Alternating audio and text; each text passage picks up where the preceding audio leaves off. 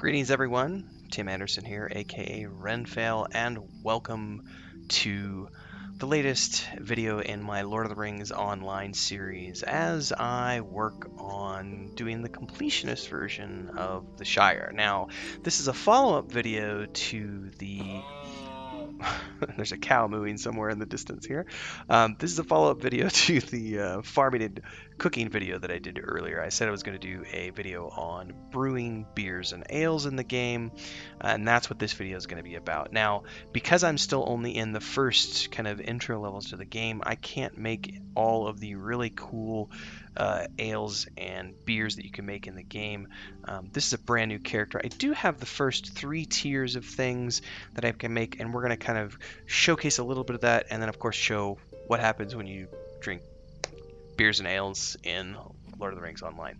Now, without further ado, let's kind of jump in here and look at the various, you have 3 tiers. We kind of went over this earlier in the crafting overview. You've got apprentice, journeyman, and expert. And right now, just from the basic recipes, you've basically got 1 beer and 1 ale of each individual tier. Now, I've already made those, but we're going to showcase how to make those here in a minute. So I've got apprentice ale, which is a weak ale with a light bitter taste.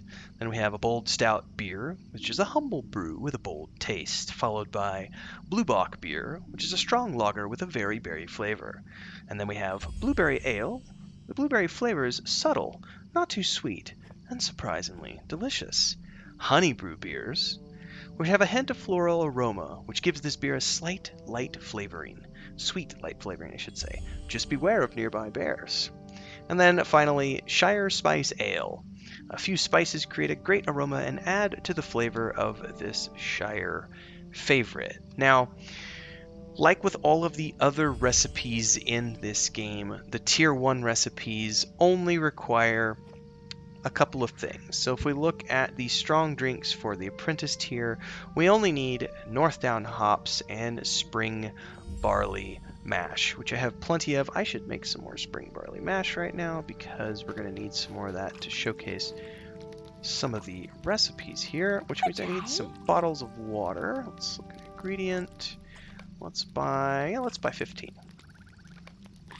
And let's make, since we're here at the stove, let's make all of those here. Make a bunch of spring barley mash.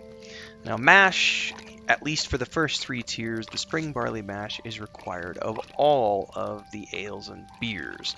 Then it requires different types of hops for each tier. So each tier has its own tier of hops, so you'll end up using those for the tiers of beers and ales that you're brewing as well. So for the most part, I already did all of the prerequisite crafting, all of the prerequisite farming before I did this episode. I spent about an hour and a half going out there, and I was making a whole bunch of stuff to level up my cooking. So I was, I made like 200 hops, 200 of each tier. I made like 200 barleys. I made like 200 yellow onions and mushrooms and taters and a bunch of other stuff so that I could just work on grinding this up. So that for this video, it's going to be very brief, 10 minutes or so, just to kind of showcase the brewing aspect as opposed to the farming aspect. But unless you're planning on buying things from the auction hall, if you're going to be doing your own brewing, you're going to have to be making the recipes yourselves, which means leveling up your farmer equally with your cook itself. So now that I've made all of my barley mashes, you'll notice that here I've got, I can make apprentice ale or bold stout beer, and they only require 2 things, hops and mash. Now we get into the second tier, and you'll notice that for the blue bock beer and the blueberry ale, I not only require hops and mash, I also require blueberries, along with the lager yeast or ale yeast. Then we get into the expert tier, and things get similarly complicated in the sense that the honey brew beer, you need hops and mash, plus a drop of honey, and then the Shire Spice Ale requires a pinch of Shire seasoning. So since we want to showcase this, let's just buy, we've already got a drop of honey, let's buy a pinch of Shire seasoning. Let's make a honey brew ale. We need lager yeast and ale yeast, so we need 1 and 1. So we're going to make a honey brew beer. And then we're going to make a Shire Spice Ale. At least I think I'm going to make it.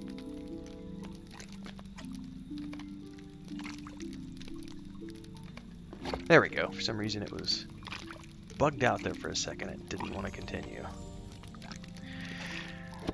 Now, I can't make any brews to really showcase the potency of different ales and beers in the game. So let's run down the road here. And I can't remember exactly where the tavern is at, but I know there's a tavern here in town, which may sell something more potent than what I have. I'm not exactly sure if they do, but we are going to just check really quick. This is the training hall. Let's see here. It's the tavern keep, so it's up over here.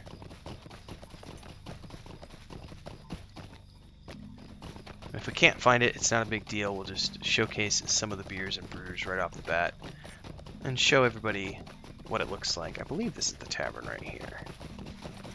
Yeah, it's the bird and the baby. So we're going to go in here, because what better place to enjoy a brew than within the bird and the baby, which pays homage to the eagle and the child in Oxford Town, where Tolkien and C.S. Lewis and the rest of the Inklings met up and discussed their favorite books as they were working on them. So let's go over here by the fire and let's enjoy some ales here. So right now my character is considered sober for the most part. So if I drink a tier 1 ale, now drank that, you notice I now have a buff that says you feel a little lightheaded, and you'll notice I've got some bubbles coming off of my character. Now that's not that big of a deal. Tier 2, I believe you're still just lightheaded, so just get the bubbles. Tier 3, you get the bubbles and it says you are now quite merry. And if I open up this, you notice that the camera is now moving very slightly in one direction. I don't have anything to do with that. That's the drunk mechanics in this game. So my character is getting a little more drunk, and so the character is moving. Now let's see if this bartender has anything stout enough to send us over the edge. He's got level 20, level 10, 10, level 10. He may only have level 10s. Oh, here's Old Vineyard, so let's buy one of those. And let's see what happens if we drink one of these.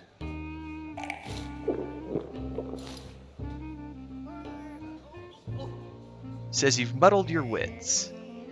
Now if you listen, let's go outside where there's no music here. You'll notice that I have double vision now.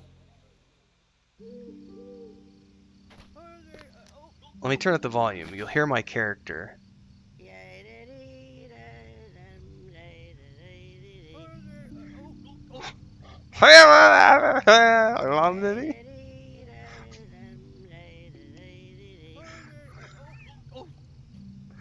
So, this is one of the fun little roleplay aspects of the Lord of the Rings Online, is that if you drink too much, you do get drunk. And there are different levels to this, and there are multiple levels, and I believe it's the top level. I haven't done this in forever, but there is a top level where you can drink so much that your character blacks out and wakes up somewhere else in Middle Earth. You have no idea where you wake up. You wake up, your pants are gone, you're stumbling around. It's quite amusing. It's very fun. This doesn't affect your combat stats or anything. It's purely just for roleplay and for fun and joking. So this is one of those things where I just find it incredibly amusing to sit here.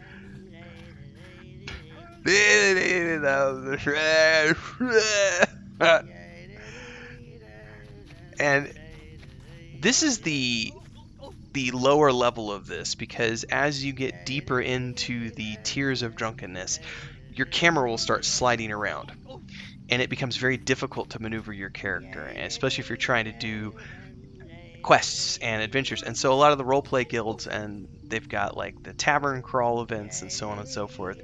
It becomes quite challenging to go from one place to another because your characters just, you can't hardly see anything. Everything's like, right now I only have double vision, but it gets worse. And then the camera sliding gets much worse than what you're seeing right here, and it becomes quite challenging to move your character around and fight and do these other things. So people will have these roleplay events where you can participate and try to get from one place to another while being completely smashed. And for those of you who are here saying, "Oh, you're promoting drunkenness," come on, this is a video game. This is for fun. Part of the what makes hobbits so interesting and fun is that they, like dwarves, like to drink and eat and partake in merriment of life, which is why um, the second tier is you're quite merry.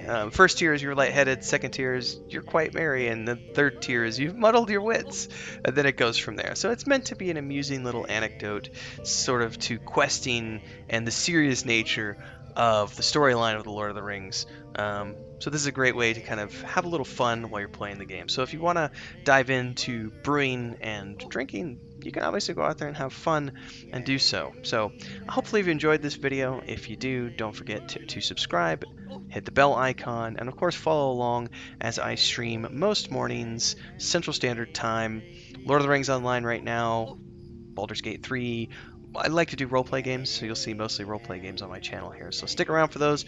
Thanks for following along. Thanks for subscribing. Stay healthy, stay safe, and we will see you in the next episode. I'm going to go try to make some more brews if I can make it back to the crafting hall area without falling into the river. See ya, everybody.